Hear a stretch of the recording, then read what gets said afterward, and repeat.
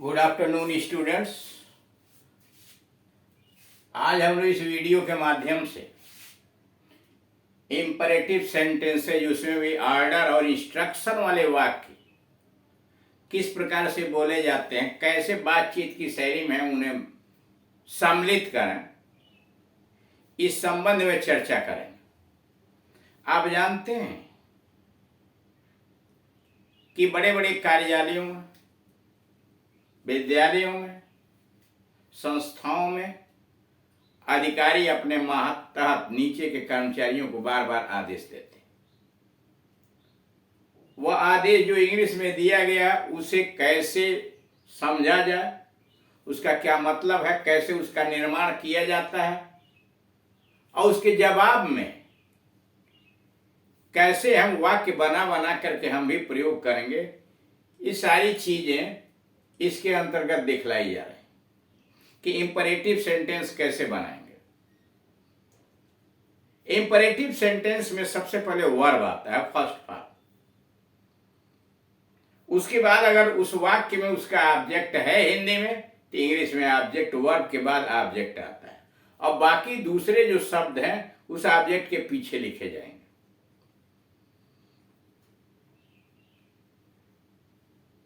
जैसे मान लीजिए हमने कहा बाहर क्रिकेट खेलो, तो खेलो पीछे है हिंदी में, लेकिन सबसे पहले इंपरेटिव में आगे आएगा प्ले।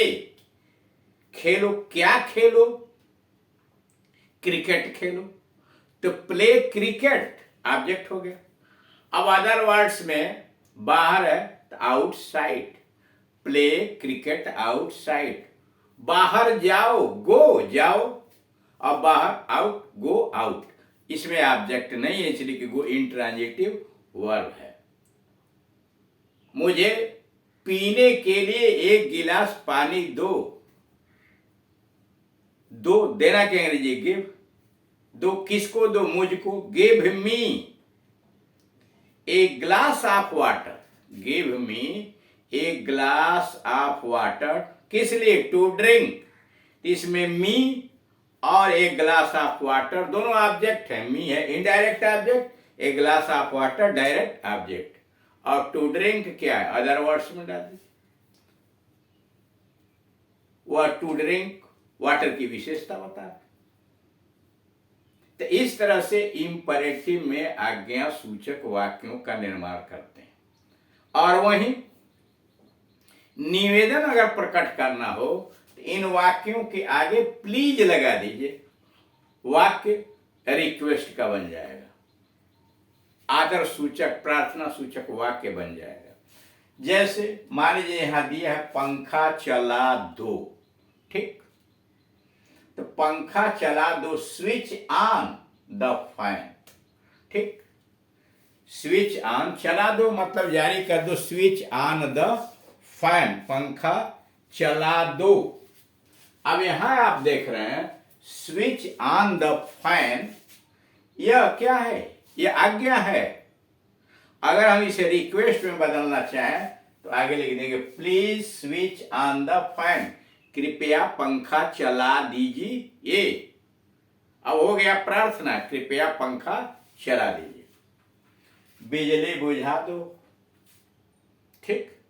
बिजली बुझा दो निर्देश है, यह आज्ञा है। Switch off the light, switch off the light.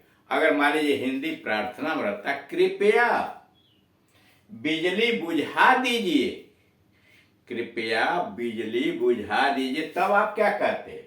Please switch off the light, please switch off the light. किसी को भेज कर उसे बुलाओ, किसी को भेज कर उसे बुलाओ,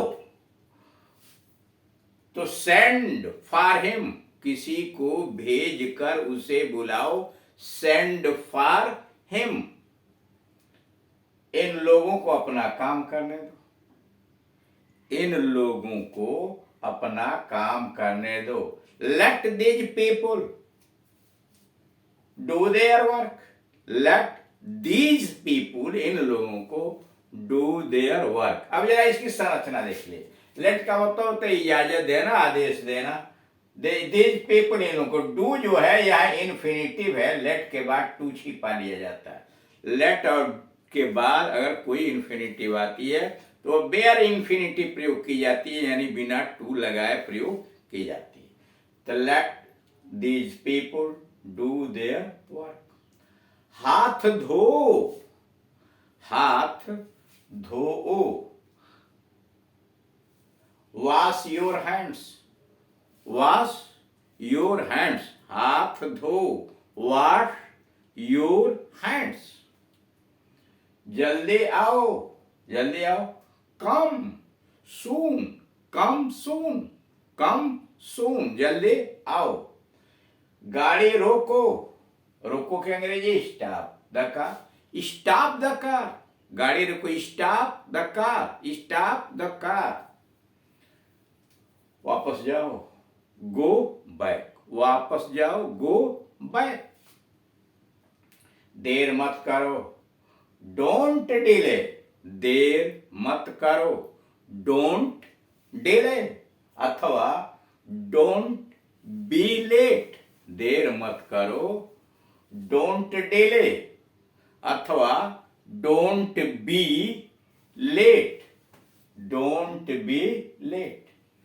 पेंसिल से मत लिखो, पेंसिल से मत लिखो, don't write with a pencil, don't write with a pencil. दूसरों की नकल न करो, डोंट कॉपी डाउन, दूसरों की नकल न करो, don't copy down others, sorry, don't copy others, दूसरों की नकल न करो।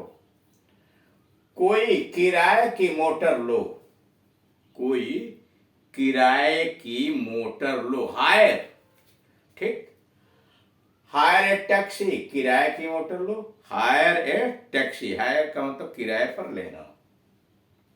कोट के बटन बंद करो, कोट के बटन बंद करो, button up your coat, coat के बटन बंद करो, button up your coat.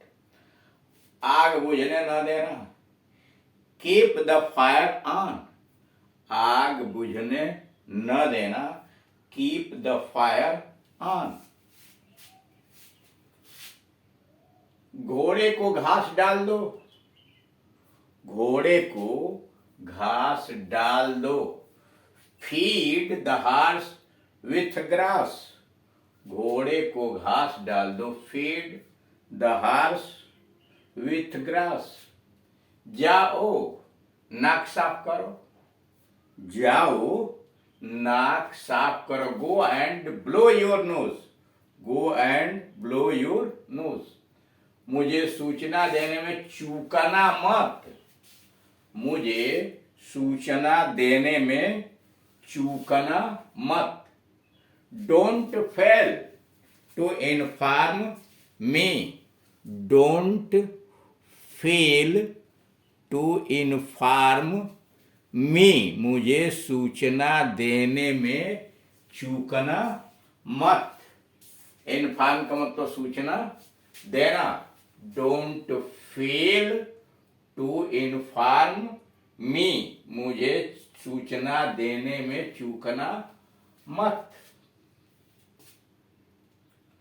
Boot के तस में कसकर बांधो, बूट के तस में कसकर बांधो। Lace your shoes tightly, lace your shoes tightly. स्वास्थ्य को बिगाड़ कर मत पढ़ो, स्वास्थ्य को बिगाड़ कर मत पढ़ो। डोंट स्टडी, मत पढ़ो, don't study at the cost of your health, don't study at the cost of your health. विस्तार के साथ पत्र लिखो, विस्तार के साथ पत्र लिखो। राइट ए डिटेल्ड लेटर, विस्तार के साथ पत्र लिखो, राइट ए डिटेल्ड लेटर। या write a long letter, write a long letter, लंबे लंबे पत्र लिखो। अगला है भविष्य में ऐसा न करना, भविष्य में ऐसा न करना, डोंट डू सो, ऐसा न करो, don't do so in future, भविष्य में, भविष्य में ऐसा न करना, don't do so in future, अथवा let this not happen in future, let this not happen in future. तुम स्वयं यह पत्र डालकर आओ, तुम स्वयं यह पत्र डालकर आओ, पोस्ट दिस लेटर योरसेल्फ, तुम स्वयं यह पत्र डालकर आओ, पोस्ट दिस लेटर योरसेल्फ। समय का पालन करो, बी पंक्चुअल, समय का पालन करो, बी पंक्चुअल। इधर उधर की बातें न करो, ठीक, इधर उधर की बातें न करो, don't beat about the bush, इधर उधर की बातें न करो, don't beat about the bush. समय का पालन करो, समय का पालन करो, बी पंक्चुअल, समय का पालन करो, बी पंक्चुअल।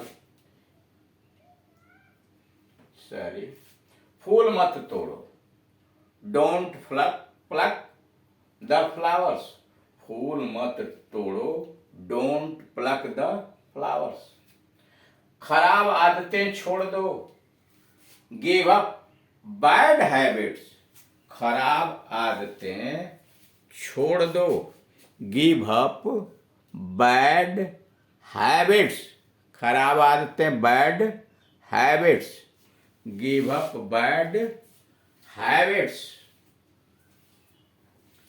खाना अच्छी तरह चबा कर खाओ, च्यू योर फूड वेल, खाना अच्छी तरह चबा कर खाओ, च्यू योर फूड वेल।